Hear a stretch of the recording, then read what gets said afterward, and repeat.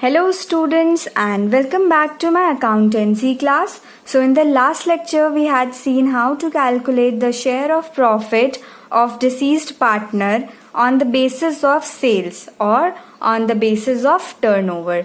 हमने दो एग्जाम्पल्स देखे थे जिसमें पहला एग्जाम्पल तो सिंपल था जिसमें था कि P&L सस्पेंस अकाउंट हमें खोलना होता है. दूसरे एग्जाम्पल में जब आपको न्यू रेशियो दे दे रिमेनिंग पार्टनर की तो उस केस में क्या जर्नल एंट्री पास की जाती है. Gaining partners capital account debited to sacrificing partner to deceased partner. Okay, तो ये हमने जर्नल एंट्री सीखी थी और इसी के साथ हमने अपना डेथ ऑफ अ पार्टनर का सारा टॉपिक कवर कर चुके हैं. ठीक है, इसमें कुछ भी नहीं था, बस ये सारे पॉइंट्स आप पीछे से सीखते आ रहे थे. ये एक नया पॉइंट था, ये हमने पिछले 2 क्लासेस में सीख लिया है. तो आज के इस वीडियो में हम लोग प्रैक्टिकल क्वेश्चन सॉल्व करना सीखेंगे कि अगर एक फुल फ्लेज क्वेश्चन आता है एग्जाम में तो उसे हम कैसे सॉल्व करेंगे. ठीक है, तो लेट्स गेट स्टार्टेड. तो चलिए हम सबसे पहले क्वेश्चन नंबर 74 देखते हैं. ठीक है, अब देखते हैं. अखिल, निखिल एंड सुनील व partner sharing profits and losses equally. ये 3 पार्टनर्स हैं, इक्वली प्रॉफिट को शेयर कर रहे हैं, यानी कि 1:1:1 के रेशियो में. ठीक, following was there balance sheet as 31 मार्च 2018. 31 मार्च 2018 को उनकी बैलेंस शीट ये थी. अब हमें सबसे पहले बैलेंस शीट को एनालाइज करना होता है कि कहीं कुछ रिजर्व्स या तो कहीं कुछ एक्यूमुलेटेड लॉसेस तो नहीं है. तो हमने जब एनालाइज किया तो हमें ये मिला जनरल रिजर्व्स. ठीक, और इस साइड कुछ नहीं. ठीक, अब देखिए आगे पढ़िए. सुनील डाइड ऑन 1 अगस्त 2018. सुनील की डेथ हो जाती है 1 अगस्त को. ठीक है, यानी कि कितने मंथ उसने काम किया था कंपनी में. अप्रैल से स्टार्ट होता है, अप्रैल, मई, जून, जुलाई, अगस्त का तो 1 है तो यानी जुलाई, यानी 4 मंथ्स के लिए. ठीक, तो 4 मंथ्स के लिए इन्होंने काम किया, उसके बाद इनकी डेथ हो गई. The partnership deed provided that the executor of a deceased partner was entitled to. Partnership deed में इनके ये सारे कुछ पॉइंट्स दिए थे कि जो भी पार्टनर की डेथ होगी तो उसका जो भी एग्जीक्यूटर होगा उसको ये सारी अमाउंट्स दिए जाएंगे. ठीक है, balances of partners capital account and his share of the accumulated reserves. जितना भी उसका कैपिटल बनेगा वो दिया जाएगा और जितने भी एक्यूमुलेटेड रिजर्व्स हैं उसके हिस्से के वो दिए जाएंगे. ये बात नॉर्मल है. Share of goodwill calculated on the basis of 3 times the average profit of the last 4 years. 3 times मतलब ये क्या है, NYP है, उसका गुडविल निकालने की बात हो रही है. ठीक है, the average 3 times the average of the last 4 years. Last 4 year के हमें एवरेज निकाल करके उसको 3 से मल्टीप्लाई करना है. Share of profit from the closure of the last accounting year till the date of death and the basis of the profit of the preceding completed year before death. अब यहाँ पे share of profit निकालने को बोला गया है. बोल रहे हैं कि लास्ट ईयर का जो भी लास्ट जो अकाउंटिंग ईयर था वहाँ से till the date of his death, उसकी डेट तक, on the basis of the profit of the preceding completed year before death. मतलब कि पिछले साल का जो प्रॉफिट है हमें उसको मान के चलना है. ठीक है, लास्ट ईयर्स प्रॉफिट. अब बोल रहे हैं interest on deceased capital at the rate 6% per annum. अब interest on capital 6% per annum हमें निकालना है. 50,000 to be paid to deceased executor immediately and the balance to be kept in his loan account. जितना भी उसका पैसा बनेगा उसमें से हमें 50,000 रुपीज़ तुरंत पे कर देंगे उसके एग्जीक्यूटर को और बाकी जो बैलेंस बचा होगा उसको हम लोन अकाउंट में ट्रांसफ़र कर देंगे. फिर है profit and loss for the preceding year ending 31 मार्च वर. ये पिछले 4 years के आपको प्रॉफिट दे रखे हैं. ये इसमें एक लॉस भी है, ठीक है। तो ये 4 ईयर के आपको प्रॉफिट्स दिए हैं, इसी के बेसिस पे हम गुडविल और क्या शेयर ऑफ प्रॉफिट निकालेंगे। आपको क्या बोल रहे हैं, pass the necessary journal entries and prepare Sunil's capital account and Sunil's executors account. चलिए देखते हैं हम इसे कैसे सॉल्व करते हैं। ये है हमारा क्वेश्चन नंबर 74, ठीक। हमें जर्नल एंट्रीज पास करनी है,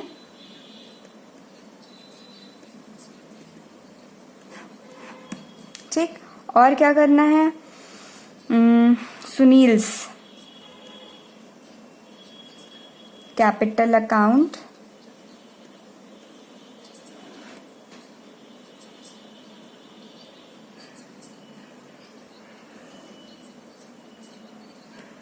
और क्या करना है, सुनील्स एग्जीक्यूटर अकाउंट,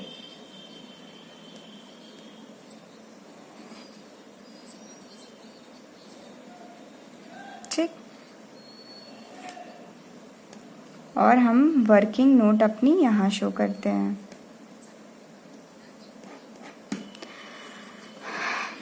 तो चलिए सबसे पहले है, आपको बोला गया है कि अखिल, निखिल, सुनील, ये 3 पार्टनर्स थे। 1:1:1 में अपने प्रॉफिट को शेयर करा करते थे। सबसे पहले आपको बोला गया है गुडविल निकालने के लिए, ठीक है। तो हम गुडविल निकाल लेते हैं सबसे पहले। सारी वर्किंग नोट हम लोग पहले कर लेंगे, फिर अपना आराम से क्वेश्चन सॉल्व करते रहेंगे, ठीक है। तो बोला गया था 3 times the average profit of last 4 years। तो ये देखिए आपको ऐसा बोला गया था कि 3 times the average profit of last 4 years। तो हमें एवरेज प्रॉफिट ये इन प्रॉफिट से निकलेगा। सबसे पहले क्या है, 80,000 प्लस 1 लाख लॉस है, तो ये माइनस हो जाएगा। 1 लाख प्लस 1,20,000 प्लस 1,80,000, ठीक। डिवाइड बाय 4, ऐसे एवरेज निकलेगा, ठीक है। तो ये रहा हमारा एवरेज, और एवरेज को हमें 3 से मल्टीप्लाई करना था, तो हमने डायरेक्टली कर दिया। इसको आप सॉल्व करेंगे तो ये आ जाएगा आपका 70,000, ओके। ये आ गया आपका 70,000। तो 3 into 70,000 इज इक्वल्स टू 2,10,000। ये आपकी टोटल गुडविल आ गई। ये क्या है, टोटल गुडविल। अब हमें क्या करना है, हमें तो सुनील के हिस्से की निकालनी है ना गुडविल, क्योंकि वो डिसीज्ड पार्टनर है। उसके हिस्से की जो भी गुडविल होगी हमें उसे पे ऑफ करना पड़ेगा। तो हम सुनील्स गुडविल निकाल लेंगे।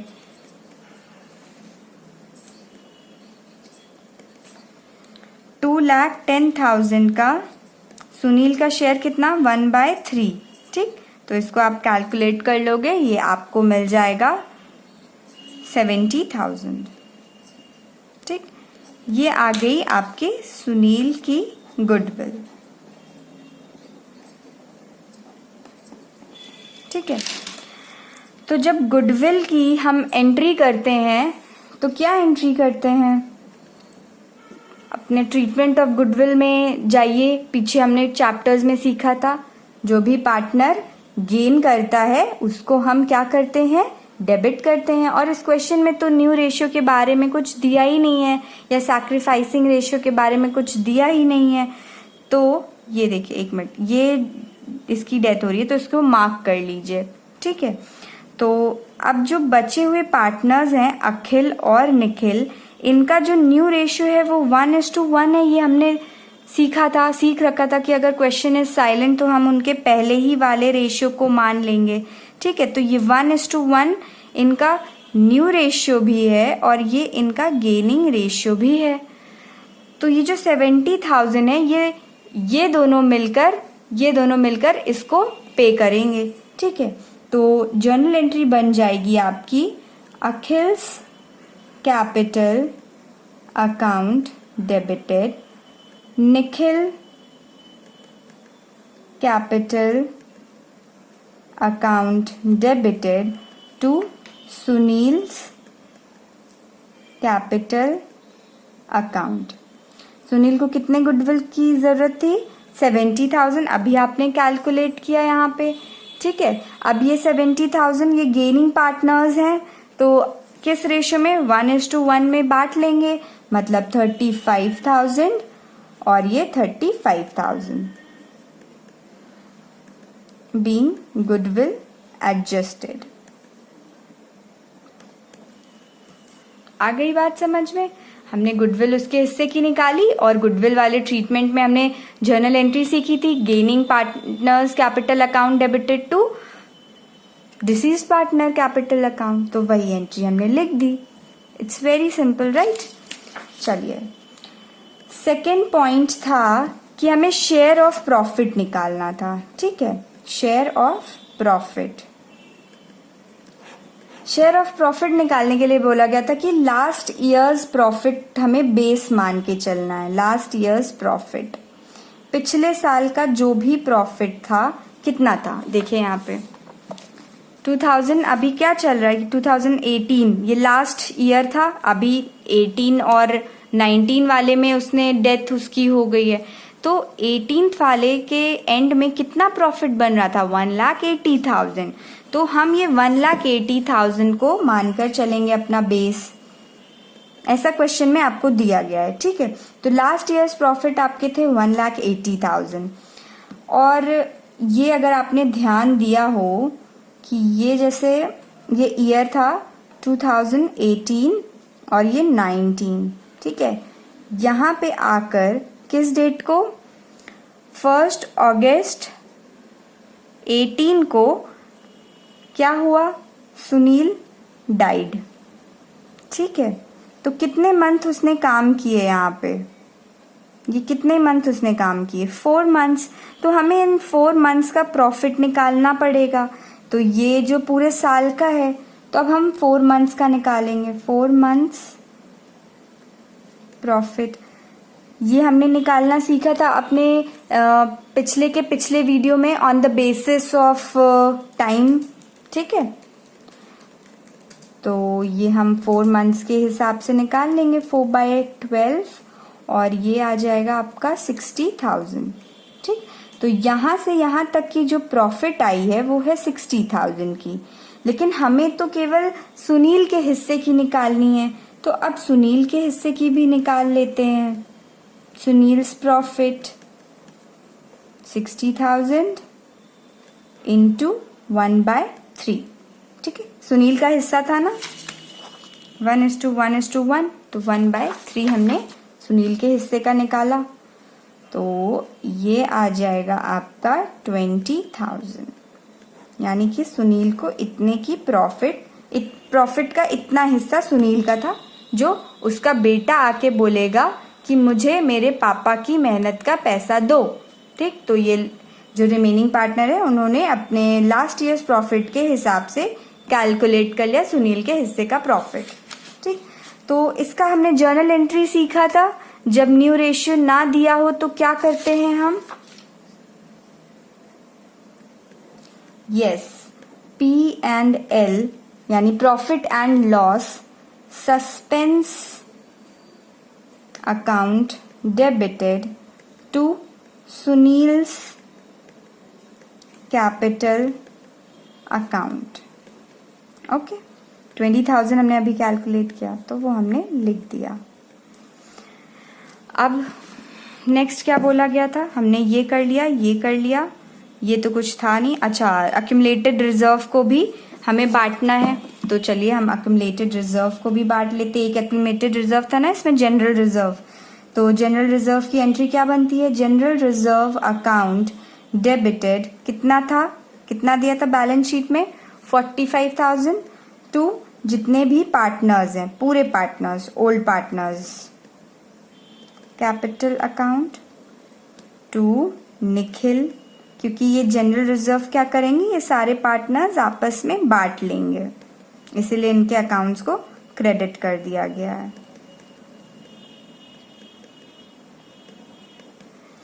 तो इसको 1:1:1 में अगर आप डिवाइड करोगे तो ये आपको मिल जाएगा 15,000, 15,000, 15,000। ठीक है, चलिए अब नेक्स्ट में बोला गया था interest on deceased capital at the rate 6% per annum. अब हमें इंटरेस्ट निकालना है। ये हमने फर्स्ट चैप्टर में सीखा था पार्टनरशिप के, ठीक है, कि IOC कैसे निकालते हैं, इंटरेस्ट ऑन कैपिटल। इसकी कैपिटल कितनी दे रखी है आपको सुनील की? 80,000 कैपिटल है, तो 80,000 कैपिटल इंटू 6%, ठीक है, 6% ऐसे निकालते थे, लेकिन ये तो केवल 4 मंथ्स के लिए मिलेगी ना इंटरेस्ट, तो हमें ये 4 मंथ्स के लिए इंटरेस्ट निकालनी पड़ेगी। तो ये आपका आ जाएगा 1,600। ओके, तो इंटरेस्ट ऑन कैपिटल की जर्नल एंट्री क्या बनती है? आपने फर्स्ट चैप्टर में सीखा था, interest on capital account debited to Sunil's capital account. ये सीखा था हमने, अभी कैलकुलेट कर लिया 1600 ने लिख दिया। ठीक, अब जर्नल एंट्रीज के लिए थोड़ा पॉज हो जाइए, क्योंकि आगे की जो जर्नल एंट्री है वो जब आप ये बनाएंगे तब होगी। ठीक है, चलिए अब हम लोग जल्दी जल्दी पोस्ट कर लेते हैं सुनील के कैपिटल अकाउंट में। हमें पार्टनर्स कैपिटल अकाउंट बनाने को बोलते हैं ना, लेकिन इस क्वेश्चन में केवल सुनील के अकाउंट को बोला गया है। ठीक, तो आपको सारे पार्टनर्स का कॉलम नहीं बनाना है, सिर्फ सुनील के अकाउंट का बनाना है। तो सुनील को देखिए जर्नल एंट्री से ये रहा, यानी कि बाय अखिल। सबसे पहले तो उसका बैलेंस लिख दीजिए, बाय बैलेंस ब्रॉट डाउन। उसके कितना बैलेंस था? 80,000 बैलेंस शीट में दिया था, वो हमने लिख दिया। ठीक, अब ये बाय अखिल्स कैपिटल अकाउंट कितना? 35,000। फिर उसके बाद बाय निखिल कैपिटल अकाउंट 35। ये वाले एंट्री का हमने पोस्ट कर लिया। अब इस एंट्री में क्या है? फिर से सुनील को हमें क्रेडिट करना है 20,000 से। ठीक है, P&L किसकी वजह से? P&L सस्पेंस अकाउंट की वजह से। तो P&L सस्पेंस अकाउंट की वजह से हमने ये कर दिया, ये भी हमने पोस्ट कर दिया। अब आई बारी जनरल रिजर्व की।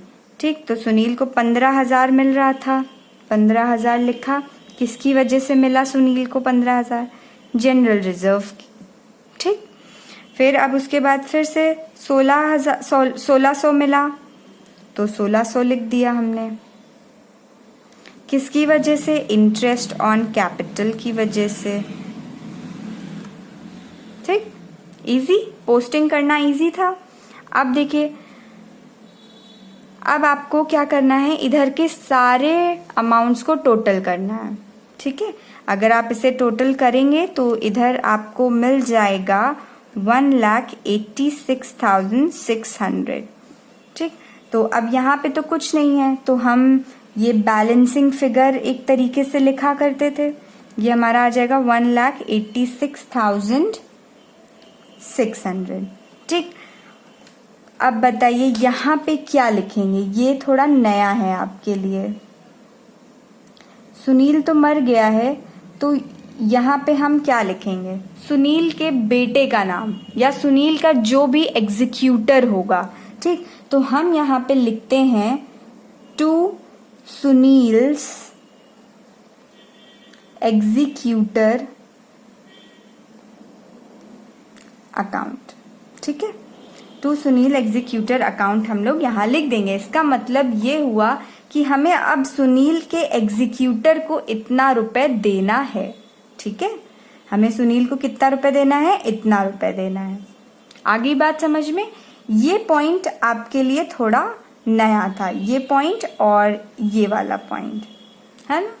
ये इसको कैसे आप करेंगे, इसमें पोस्टिंग कैसे करेंगे, और ये जो बैलेंसिंग फिगर आएगा उसमें क्या लिखते हैं हम लोग। जनरली हम लोग जब पार्टनर का कैपिटल अकाउंट बनाते हैं तो यहाँ पे हम लोग लिखते थे टू बैलेंस कैरीड डाउन, मतलब कि वो बैलेंस जो अपने नेक्स्ट ईयर पे लेके जाने वाले हैं, लेकिन ये तो आगे चलेगा नहीं, तो ख़त्म हो चुका है।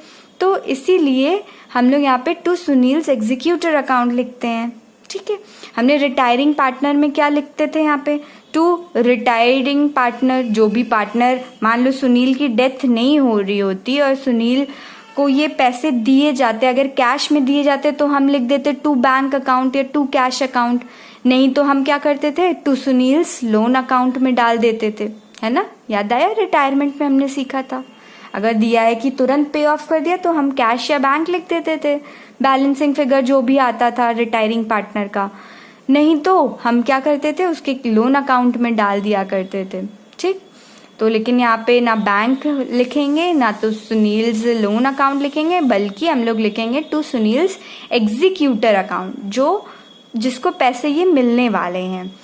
अब एग्जीक्यूटर अकाउंट को कैसे हम लोग बनाएंगे, ये अमाउंट उसको मिलना है। ठीक, तो अगर इसकी जर्नल एंट्री बनाए तो क्या बनेगी, Sunil's capital account debited to, इधर साइड डेबिटेड होता है इधर साइड क्रेडिटेड होता है, तो Sunil's capital account debited to Sunil's executor account, है ना। आ रही बात समझ में, Sunil's capital account debited to Sunil's executor account. तो हम यहाँ पे ये जर्नल एंट्री पास कर देंगे, Sunil's capital account debited to Sunil's executor account. कितना अमाउंट, 1,86,600, मतलब इतना पैसा अभी हमें एग्जीक्यूटर को देना है। ये हो गया। अब देखिए ये हमारा अकाउंट क्लोज्ड। अब सुनील का अकाउंट कैसे बनेगा, सुनील्स एग्जीक्यूटर अकाउंट, मतलब जिसको पैसे मिलने हैं। ठीक, तो ये अमाउंट आएगा आपका यहाँ 1,86,600, ठीक है, Sunil's bye Sunil's capital account. अब भाई आपने जर्नल एंट्री लिखी थी सुनील्स कैपिटल अकाउंट डेबिटेड इतना टू सुनील्स एग्जीक्यूटर अकाउंट, तो एग्जीक्यूटर अकाउंट में क्रेडिट हो रहा है इतने से, किसकी वजह से, सुनील्स के कैपिटल अकाउंट की वजह से, तो बाय सुनील्स कैपिटल अकाउंट लिख दिया। ठीक, इजी है, यहाँ तक समझ में आया। अब देखिए, अब बोला गया था आपको क्वेश्चन में कि ये 50,000 रुपये ऑन द स्पॉट पे कर दिया गया और बाकी का बचा उसके लोन अकाउंट में ट्रांसफ़र कर दिया गया। तो हम यहाँ पे क्या करेंगे, टू बैंक, कितना, टू बैंक अकाउंट 50,000 तुरंत पे कर दिया, इमीडिएटली पेड ऑफ 50,000। ठीक है, अब देखें यहाँ पे जो भी बैलेंसिंग फिगर जो भी आएगा उसे हमें क्या करना है, उसको हमें सुनील्स एग्जीक्यूटर के लोन अकाउंट में ट्रांसफर कर देना है, ऐसा क्वेश्चन कह रहा है। ठीक है, तो Sunil's executor loan account, Sunil's executors loan account, तो यहाँ पे जो भी बैलेंसिंग फिगर आएगा वो लिख देंगे, यानी कि 1,86,600, 1,86,600, इसको आप 50,000 से माइनस कर दीजिए तो ये हो जाएगा 1,36,600। इतना जो अमाउंट है आपका, इतना अभी भी बाकी है एग्जीक्यूटर को देने के लिए।